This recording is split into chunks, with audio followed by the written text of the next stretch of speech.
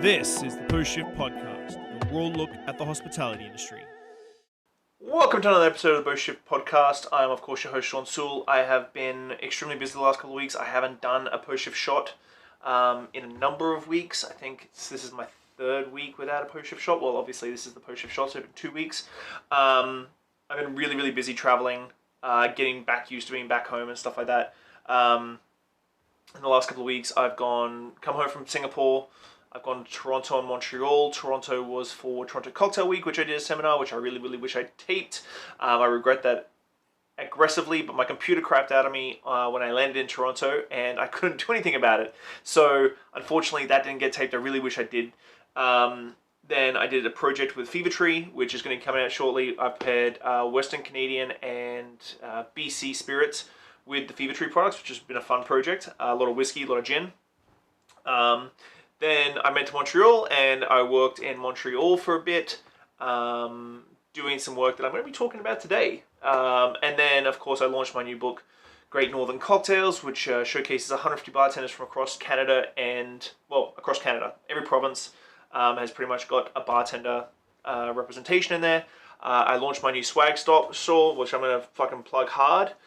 Drink local, BC Spirits, my swag store for BC Spirits, my tourism, distillery tourism marketing platform. And I got a few other things up the pipeline that I'm trying to work on right now too. But getting used to being back home has been a big learning curve. I've been working so hard and aggressively in Singapore for 10 weeks, well, on and off for 10 weeks, that coming home and being with family has been a welcome back, but also very difficult to get used to. So going back to Montreal and what I did in Montreal. So it's something that I despised in school. I was in school earlier this year and last year, and I did a whole bunch of new subjects that I've never done before. HR being one of them, human resources. And so it's actually started to become a bit of a breadwinner for me. I've done HR for a couple of companies now.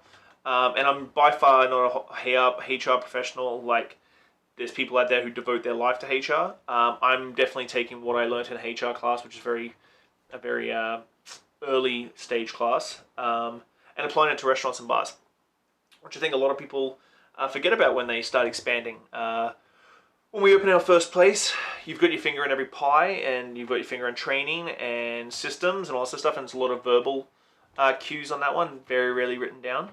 But then, of course, you open a second place, a third place, a fourth place, a fifth place, and then, of course, that starts expanding.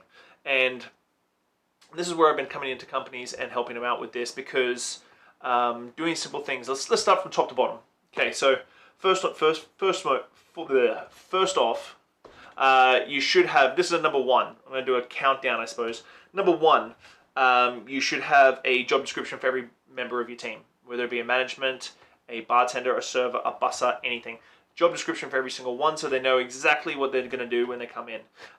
This is very easy to do. You go to Indeed.ca, you Google job descriptions, and you build out something like that. Something that it's very easy and remedial to do. Then, of course, you do number two, company layout. Now, company layout doesn't seem too much like when you have one restaurant. Once you start building out and start doing 2, 3, 4 restaurants, you need to make sure everybody involved knows exactly who they should be going to ask for. So they should be able to talk to a manager, a supervisor, then it goes up to general manager, then it goes up to management group, and then it goes up to ownership. These are sort of things that you don't think about, because you've gone from owner of a small little 40-seat place where you can control everything to an owner of 4 places, and all of a sudden shit starts going a little sideways in a few places, and people don't know exactly what they want to do. And so this is where it sort of falls down really quickly. So group layout and structure is a big one. Then, of course, you've got your systems. And I don't really like to fall HR into this, but training, opening, closing checklists, prep lists, all this sort of stuff. The training aspect is definitely a HR realm. And a lot of the times this training is passed on Chinese whispers between people, verbally. And, of course, this causes a whole bunch of issues called the phone booth. I don't want to call it what I used to call it when I was a kid, because it's not exactly PC these days, but phone booth, where you pick up the phone, you repeat something to someone, they repeat it to the next person, and so on and so forth. And so you need to write everything down.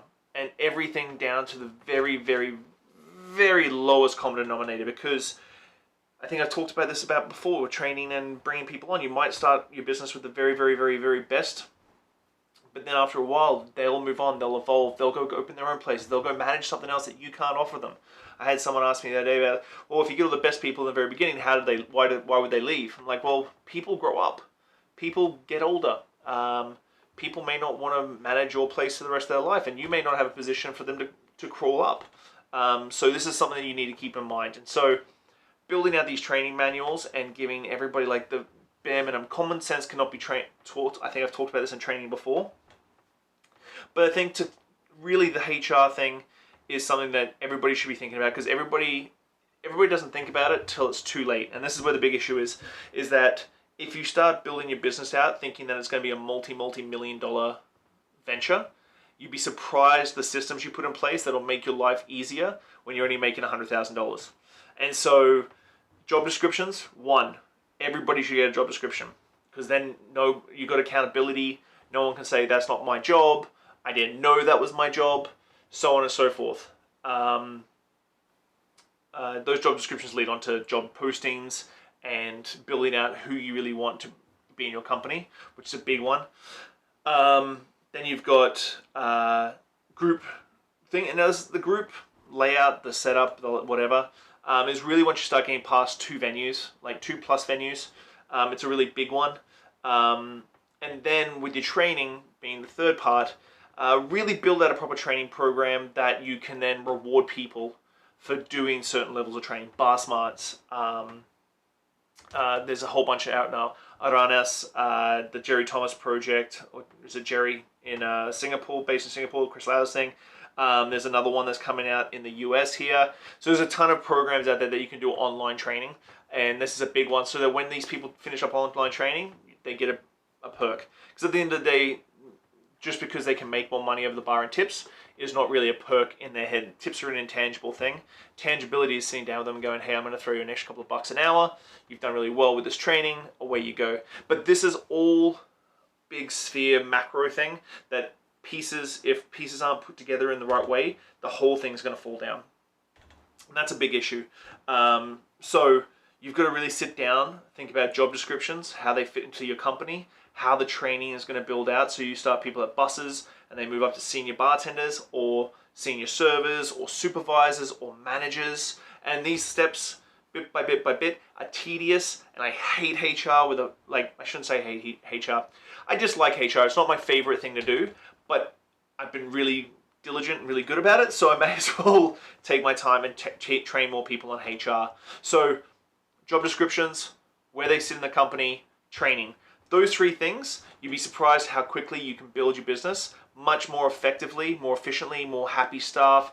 Everybody knows where they fit in the world. They're all puzzles in a big puzzle that you see the big puzzle. They only see their little piece. So you've got to make sure that they see the big puzzle and where they fit in and how they fit in, how the building of this puzzle gives you an overall picture. So it has been my first post-shift podcast in a while. This week, I think I've got... Uncle Toplak is going to be on the show. I've filmed with him, and I was hanging out with him at TCW this past couple of weeks. Take this at Toronto Cocktail Conference. I appreciate everybody at the Toronto Cocktail Conference. They really helped me out. Bartender Atlas, the guys at the Drake, everybody. But thank you so much for your support. Thank you for being persistent and always asking questions when I... am quiet. I am trying to get back into the habit of documenting, not trying to create. So, have a good week, guys. I'll see you next week. Thanks a lot. Bye. Thanks, Post Shifters. I hope you enjoyed that episode.